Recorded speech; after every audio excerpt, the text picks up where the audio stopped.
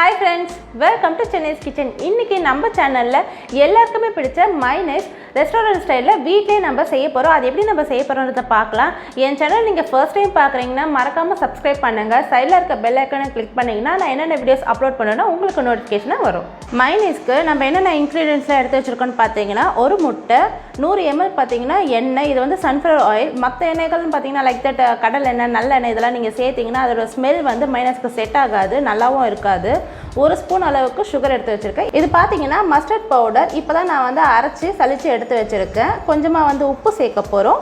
Lemon வந்து பாதியாக எடுத்து வச்சிருக்கேன். இந்த இன்க்ரீடியன்ட்ஸ் மட்டும் இருந்தால் போதும், நம்ம ரெஸ்டாரண்ட் ஸ்டைலில் சூப்பராக வந்து மைனஸ் நம்ம ரெடி பண்ணிடலாம். ஃபஸ்ட்டு நம்ம முட்டை சேர்த்துடலாம். அடுத்து பார்த்தீங்கன்னா மஸ்டர்ட் பவுடர், இது வந்து 1/4 ஸ்பூன் அளவுக்கு இருக்குது. இது நம்ம ஃபுல்லாகவே சேர்த்துடலாம். சுகர் 1 ஸ்பூன் அளவுக்கு எடுத்து வச்சுருக்கேன். இதை நம்ம சேர்த்துடலாம்.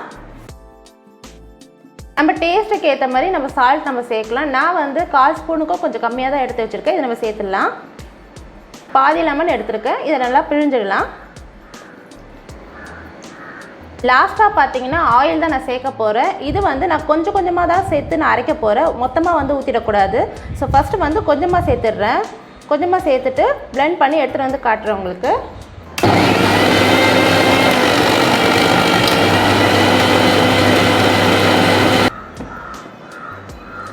ஸோ இப்போ இதை பார்த்தீங்கனாலே தெரியுது, ஓரளவு வந்து பார்த்திங்கன்னா க்ரீமியாக வந்திருக்கு. இன்னும் கொஞ்சம் நம்ம ஆயில் நம்ம கொஞ்சம் கொஞ்சமாக சேர்த்து அரைக்க பார்த்திங்கன்னா நல்லா க்ரீமியாக வரும். ஸோ நெக்ஸ்ட்டு நம்ம இன்னும் கொஞ்சம் ஆயில் சேர்த்துடலாம்.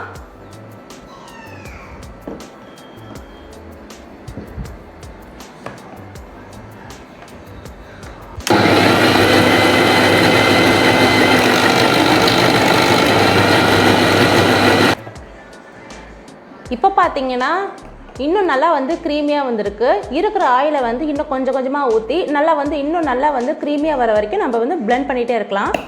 இன்னும் கொஞ்சம் ஆயில் சேர்த்துடலாம்.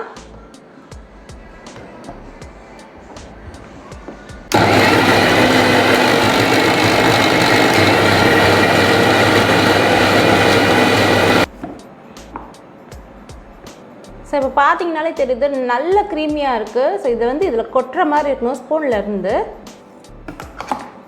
நம்மளோட மைனஸ் பார்த்திங்கன்னா சூப்பராக க்ரீமியாக வந்து ரெடி ஆகிடுச்சு. இந்த மைனஸ் பார்த்திங்கன்னா grill chicken, spring onion, bread இது கூடலாம் வந்து தொட்டு சாப்பிட்டா அவ்வளோ டேஸ்ட்டாக இருக்கும். வீட்லேயே கிடைக்கக்கூடிய பொருளை வச்சு நம்ம வீட்லேயே வந்து மைனஸ் ரெடி பண்ணிட்டோம். இவ்வளோ டேஸ்ட்டாக இருக்குது. இது இப்போ நம்ம ஃப்ரிட்ஜில் வந்து 1 வீக் ஸ்டோர் பண்ணி எப்போ வேணாலும் நம்ம எடுத்து சாப்பிட்டலாம். ஸோ மைனஸ் எப்படி செஞ்சோன்றதை பார்த்தீங்க. வீட்டில் இருக்க பொருளை வச்சு தான் நம்ம செஞ்சோம். ரொம்ப சிம்பிள். கண்டிப்பாக வீட்டில் ட்ரை பண்ணி பார்த்துட்டு கமெண்ட் பண்ணுங்கள். வீடியோ பிடிச்சிருந்தா லைக் பண்ணுங்கள். என்னோட சேனல் நீங்கள் ஃபர்ஸ்ட் டைம் பார்க்குறீங்கன்னா Subscribe பண்ணுங்கள். சைடில் இருக்க பெல் ஐக்கனை கிளிக் பண்ணுங்கள். தேங்க்யூ.